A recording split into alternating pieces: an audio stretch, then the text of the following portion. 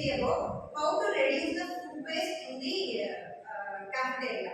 So for this, through the design thinking process, we can be able to identify different stages of the problem and then we are going to provide a solution. So what are the different stages in the design thinking to identify a problem? Anyone you can say. Yeah. What are the 5 stages in design thinking to identify a solution for a problem statement?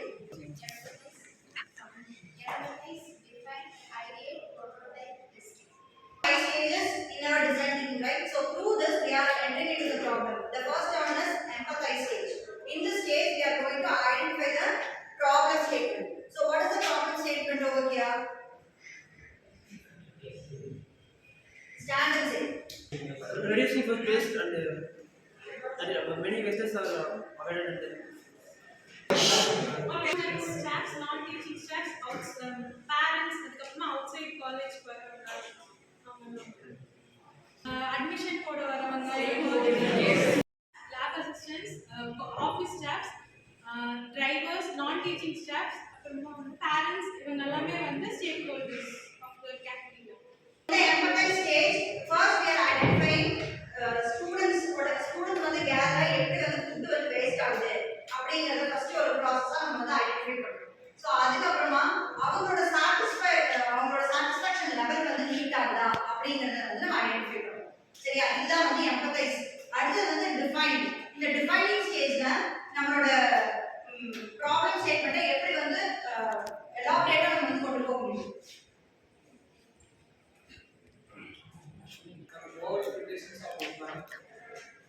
Lack of awareness and unpredictable orders. Reason for wastage of food. So இந்த ideal ப்ராசஸ்ல வந்துட்டு நம்ம இப்போ Daniel சொன்ன மாதிரி மூணு stages of மூணு point வந்து சொன்னாங்க. என்ன சொன்னாரு? ஓவர் ப்ரிப்பரேஷன் பண்றதுனால ஃபுட் வந்து வேஸ்ட் ஆகுது.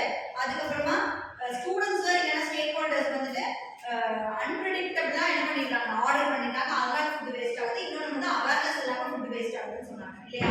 ஸோ இந்த மூணு ப்ராப்ளம்க்கும் நம்ம வந்து ஐடியல் ப்ராசஸ் மூலியமா நம்ம என்ன பண்றோம், சொல்யூஷன் வந்து ப்ரொவைட் பண்றோம். ஸோ இப்போ அந்த ஐடியல் ப்ராசஸ்ல என்ன மாதிரி ஐடியாஸ் எல்லாம் நம்ம ஜெனரேட் பண்ணா இந்த ஃபுட் வேஸ்ட் வந்து ரெடியூஸ் பண்ண முடியும்?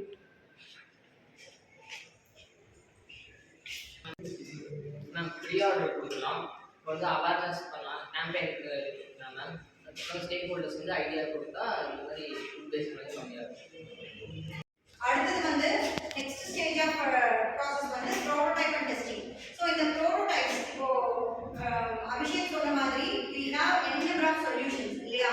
பாசிபிள் சொல்யூஷன்ஸ் வந்து இருந்தாலும் ஆப் கிரியேட் பண்ணலாம், இந்த மாதிரி நம்ம வந்து கேம்பெயின்ஸ் கொடுக்கலாம், இல்லை நம்ம வந்து ஒரு ஃபீட்பேக் மெக்கானிசம் வந்து கொடுக்கலாம். அப்படின்னா இதை நம்ம வந்து ஒரு ப்ரோட்டோடைப்பா ஒரு கன்சிடர் பண்ணி அதுக்கான ரூல்ஸ் அண்ட் ரெகுலேஷன்ஸ் வச்சுட்டு அதுக்கப்புறம் அதை வந்து நம்ம டெஸ்ட் பண்ணணும். அப்படின்னா இந்த சாட்டிஸ்ஃபேக்ஷன் தான் நம்ம யார்கிட்ட இருந்து வாங்கணும், நம்மளோட ஸ்டேக் ஹோல்டர்ஸ் கிட்ட இருந்து வாங்கணும் இல்லையா? ஸோ இந்த ப்ரோட்டோடைப் மெக்கானிசமை இம்ப்ளிமெண்ட் பண்ணணும் அப்படின்னா first we have to test it. So அதை டெஸ்ட் பண்றதுக்கு நம்மளோட கஃபெட்டேரியால என்ன வச்சிருக்கோம், ஒரு ஒரு டிஸ்ப்ளே போர்டு வச்சிருக்கோம். அந்த டிஸ்ப்ளே போர்டுல இந்த ஐட்டம்ஸ் தான் அவைலபிள், அதுல இவ்வளோ போர்ஷன்ஸ் இருக்கும், இவ்வளோ தான் மினிமம் கெப்பாசிட்டி அப்படிங்கிறத நம்ம வந்து மென்ஷன் பண்ணும்போது நம்மளுக்கு என்ன ஆகும், இதை வந்து சார்ட் அவுட் பண்ணலாம். அந்த ப்ராப்ளத்தை சார்ட் அவுட் பண்ணி அதை வந்து we have to test it with the stakeholders. And then ஃபைனலா வந்து நம்ம வந்து இம்ப்ளிமெண்ட் பண்ண போறோம். ஸோ இம்ப்ளிமெண்டேஷன் அப்படிங்கும்போது நம்ம இதை வந்து யார்கிட்ட இம்ப்ளிமெண்ட் பண்ண போறோம், நம்ம கிட்ட வர கஸ்டமர்ஸ் கிட்ட தான் இம்ப்ளிமெண்ட் பண்ண போறோம். ஸோ கஸ்டமர்ஸ் கிட்ட எப்படி இம்ப்ளிமெண்ட் பண்ணுவோம் அப்படின்னா, ஸோ நம்ம கொடுக்குற ஃபுட் லெவல் வந்து அவங்களுக்கு மெஷரபிள் குவான்டிட்டி வந்து கரெக்டா இருக்கா, அதுக்கேற்ற ப்ரைஸ் லெவல் வந்து மீட் அவுட் ஆகுதா, அதுக்கப்புறமா என்ன பண்ணலாம், நம்மளோட ஆப்ல நம்ம கொடுக்குற ஃபுட் ஐட்டம்ஸா இருக்கட்டும் இல்ல டிஸ்ப்ளே போர்டுல டிஸ்ப்ளே ஆகிற ஃபுட் ஐட்டம்ஸா இருக்கட்டும் அது வந்து அப்டேட்டடா இருக்கும். ஓகேவா? இப்போ நீங்க ஒரு ஃபுட் ஐட்டம் போட்டுட்டு அது வந்து அதுக்குள்ள இல்ல அப்படின்னா என்ன ஆயிடும், இட் லீட்ஸ் டு அவங்க வந்து அதுல ஏமாந்துருவாங்க இல்லையா? ஸோ அந்த ட்ரஸ்ட் வந்து இருக்காது, இவங்க இதோட போடுவாங்க அப்புறம் அங்க போனா அது இருக்காது அப்படிங்கிற மாதிரி ஒரு என்ன சொல்றது, ஒரு பிலீவ்னஸ் வந்து இருக்காது. ஸோ அதை வந்து நீங்க வந்து கிரியேட் பண்ணணும். இப்போ ஒரு 10 ஐட்டம் இருக்கு, 2 ஐட்டம் வந்து தீர்ந்துச்சு அப்படின்னா ரிமைனிங் அந்த 8 ஐட்டம்ஸ் மட்டும் தான் அந்த போர்டில் இருக்கு. ஓகேவா? அதுல எவ்வளவு இருக்கு அப்படிங்கிறதையும் நீங்க வந்து அந்த குவான்டிட்டி வந்து மெஷர் பண்ணிட்டீங்க அப்படின்னா இட் வில் பி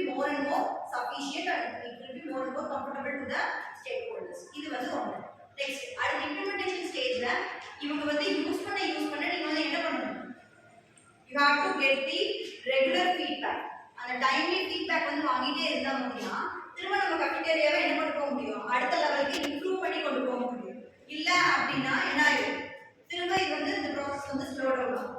ஸோ நம்ம வந்து நம்மளோட எய்ம் வந்து to have a satisfied and then without wasting the food தான் இல்லையா. ஸோ அப்போ வந்து நம்ம அந்த மாதிரி கொண்டு போகணும் அப்படின்னா நம்மளோட கஸ்டமரோட ஃபீட்பேக் வந்து ரொம்ப அது ஒரு இடத்துல ஒரு ஃபுட்டு வேஸ்ட் ஆகுது அப்படின்னா எதனால அப்படிங்கிற சொல்யூஷன் விட அவங்களோட எக்ஸ்பீரியன்ஸ் அவங்களோட சாட்டிஸ்ஃபேக்ஷன் லெவல் வந்து மீட் அவுட் ஆகுது அப்படின்னா அந்த இடத்துல ஃபுட்டு வந்து வேஸ்ட் ஆகுது.